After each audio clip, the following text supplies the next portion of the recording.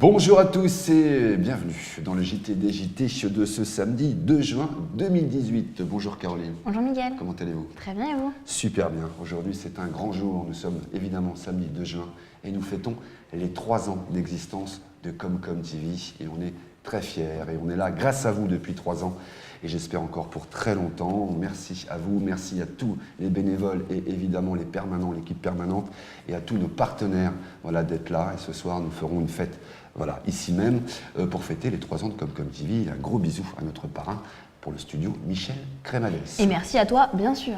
Merci à tout le monde. Allez, on démarre l'actualité de ce samedi 2 juin. Dans l'actualité de ce samedi 2 juin, nous partirons à l'IESY de Sens afin de rejoindre des petits champions de la lecture qui se sont différenciés lors d'une finale le 25 mai dernier. Puis nous rejoindrons la maison de retraite Les Cèdres à Paron, qui est fêtée. Dernièrement, c'est la fête des voisins, dans une ambiance chaleureuse. Et enfin, nous irons à Gron afin de revenir sur l'inauguration de l'exposition plein air des jardins qui s'est déroulée le samedi 26 mai au parc de la Fosse-Soloux. Allez, on commence ce JT avec la finale des petits champions de la lecture qui s'est déroulée le vendredi 25 mai à l'IESY de Sens. Pour ceux qui ont entendu parler vaguement ou d'autres qui ne connaissaient pas, cette finale consiste à promouvoir la lecture sur un mode ludique en faisant appel au plaisir du lecteur et à son partage. Cette opération a donc invité les enfants de classe de CM1 et de CM2 du Sénonais, à savoir les écoles primaires de Jeanne d'Arc, Naï, Rozoy, Saint-Cérotin, Subligny, Valery et Véron.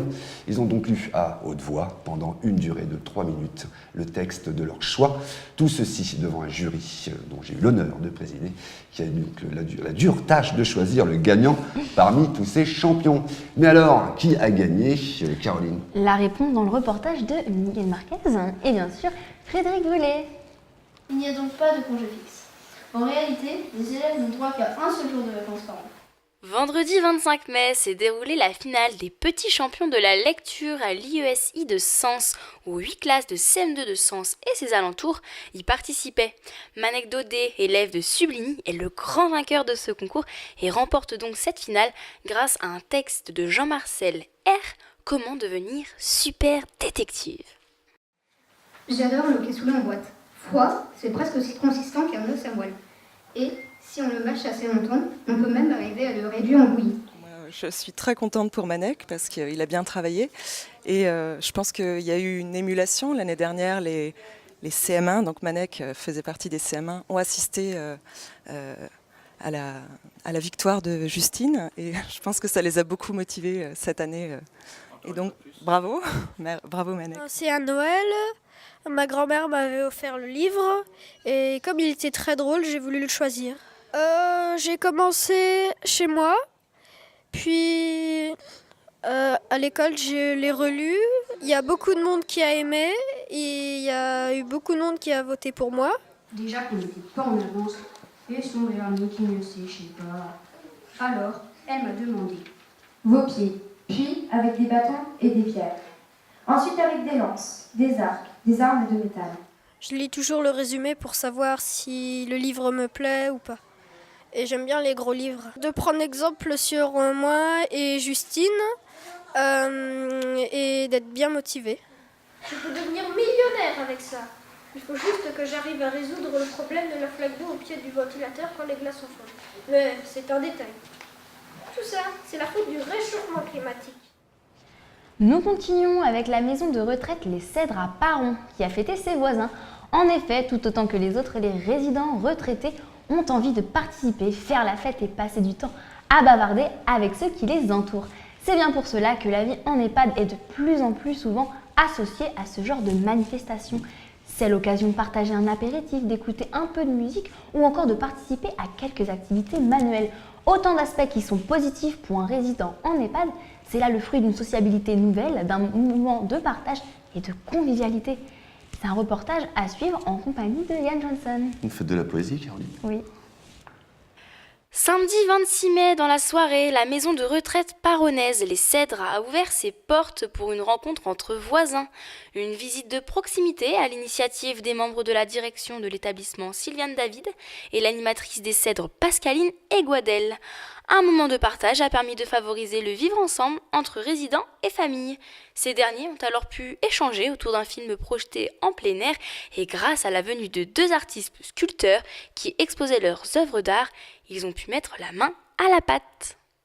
Alors aujourd'hui c'est la fête des voisins, donc ça a pour objectif de réunir un petit peu toute la résidence et leurs familles et également les voisins du quartier, en sachant que cette année on a des voisins qui sont venus passer un moment avec nous. Et aussi c'est de faire connaître principalement nos intervenants thérapeutiques, donc en sculpture, en poterie, et également de faire connaître aussi l'artiste peintre qui a exposé ces tableaux, là, Virginie Trabeau, et de pouvoir, au-delà de la fête, aussi avoir un côté culturel à l'après-midi. Nos résidents, on les a initiés à la sculpture sur pierre, donc c'était pas gagné à la base, on avait un petit peu peur, et au final, ils ont bien répondu. Donc c'est de la sculpture bas-relief et on a découvert, moi la première on a découvert et tous les mois, une fois par mois on fait ça et c'est un vrai régal et on se rend compte qu'on peut encore faire des choses même quand on a 90 ans. Alors en fait j'interviens tous les mois, en fait une fois par mois pour proposer un atelier, une animation poterie. Donc à chaque fois on réalise en fait un petit modelage ou une petite réalisation. C'est un atelier qui dure en général 1 heure avec une dizaine de personnes et ça leur permet comme ça d'exprimer leur créativité, de se concentrer, de s'apaiser aussi à travers cette activité. La plupart du temps c'est la première fois qu'ils font de la poterie et ils sont plutôt assez étonnés de voir vraiment ce qu'ils sont capables de faire encore. Pour participer à cette journée sympathique de gens, partager un moment avec le travail que je fais avec les résidents ici, donc l'occasion de montrer un peu mon travail, partager aussi un moment avec tout le monde, ceux qui veulent bien parler avec moi. C'est plutôt sympathique, c'est pas si difficile que ça. La preuve c'est que des gens quand même très âgés arrivent à faire du bas-relief. Évidemment, il faut les aider, mais au moins au bout, il y a une réussite, il y a un produit fini qui leur donne confiance. Voilà. Alors aujourd'hui, je présente mes œuvres sculptées au mortier en relief. C'est une technique que j'ai créée afin que mes tableaux puissent être regardés et touchés. Donc c'est une matière que j'ai réalisée qui, en étant travaillée, devient aussi dure que la pierre. Et donc en la touchant, ça ne bouge pas. Pour clôturer notre JT à Gron, désormais l'exposition plein air Jardin, ça c'est son titre, ouvre ses portes à tout public et ce jusqu'à la fin de l'été. Cette exposition a été inaugurée le samedi 26 mai à 18h30 à la Fosse-Loup. Un petit apéritif a été offert par l'association Art et Musique, suivi d'un dîner sur place proposé par le restaurant Les Copains d'abord, que nous embrassons très fort. Tout ceci rythmé par la musique du groupe 13h du Mat. Un reportage signé Yann Johnson. L'inauguration de l'exposition Plein Air Jardin a eu lieu le samedi 26 mai à 18h30 à la Fosse-aux-Loups de Gron. Un apéritif a été offert par l'association Art et Musique, accompagné par un concert mené par le groupe 13h du Mat. À noter que cette exposition va durer jusqu'à la fin de l'été. Donc c'est une exposition sur le thème jardin qui a été organisée par l'association Art et Musique. C'est notre 4e édition au parc de la Fosse-aux-Loups. Donc cette année c'est jardin. On sollicite toutes les associations, toutes les écoles de Gron, de Colmiers pour participer à cet événement. Donc on a des mandalas, on a un parcours organisé par Nathalie Perrier par la MJC de Sens. Il y a Hélène Doel qui a fait un parcours sur un labyrinthe sur les migrants. Il y a plein de choses à découvrir et cette exposition dure tout l'été. Donc il y a aussi des photos. La mairie de Sens nous a prêté sur le thème des écorces. C'est l'exposition qui était au parc du Moulin l'année dernière. Donc on a 20 photos exposées dans le village. Il y a plein de choses à découvrir en fait. C'est vraiment un parcours à vivre parce qu'il y a plein de secrets, de cachettes et voilà. Et donc ce soir c'est l'inauguration et donc il y a un repas qui est proposé par les restaurateurs Copains d'abord, le restaurateur de Gron. Et la musique est proposée par le groupe 13h du Mat. Voilà, donc on va manger, on va déjà commencer par prendre l'apéritif tous ensemble et puis passer une bonne soirée. Le temps est avec nous, donc c'est génial. On aime bien l'idée du partage, on aime bien l'idée de recycler. Le jardin Mantala, on espère que les gens vont s'approprier pour récupérer les légumes, éventuellement en planter. On aimerait que, on lance une idée et après, on aimerait que les gens participent de façon positive. J'espère qu'on va accueillir beaucoup de monde parce qu'il fait beau et puis c'est une fête champêtre. En fait, la Fosse aux Loups, c'est un parc que les Grenouillois ne connaissaient pas vraiment. Donc on a eu envie d'exploiter cet espace. Et la première année, on a fait les cabanes en bambou que les enfants apprécient énormément pour bouquiner. Et donc c'était sur le thème de la grande lessive. Énormément pour bouquiner. Et donc c'était sur le thème de la grande lessive. Une idée de sortie peut-être, Caroline?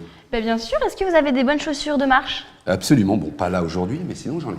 Eh bien, si je peux vous proposer à 9h le dimanche 3 juin avec l'association Prométhée à Saligny qui organise une randonnée par mois d'une longueur de 7 km environ avec une allure promenade. Donc ça va. Elle est ouverte à tous au tarif modique d'1 €. Alors si vous ne l'avez pas testé, chaussez vos baskets et courez vite les rejoindre. Courir ou marcher? Je comprends plus. Courir, marcher, tout le monde a son rythme. Voilà, tout le monde a son rythme. Voilà. En tout cas là, c'est une balade. Le rendez-vous, c'est quand? Le rendez-vous, c'est à 8h45 pour que le départ s'effectue dans les meilleures conditions à 9h. Ah, d'accord, très bien. Voilà. Parfait. Écoutez, voilà, comme c'est le 3e anniversaire de Comme TV, aujourd'hui on est un petit peu excités. On se retrouve, nous, donc dès la semaine prochaine. Merci beaucoup, passez un excellent week-end. Surtout, restez connectés sur comcomtv.fr ou la télé de Lyon.fr. Et puis surtout, bye bye. Et puis bon week-end, Caroline. Bonne fête. Allez, j'y vais parce que j'ai des merguez à faire cuire.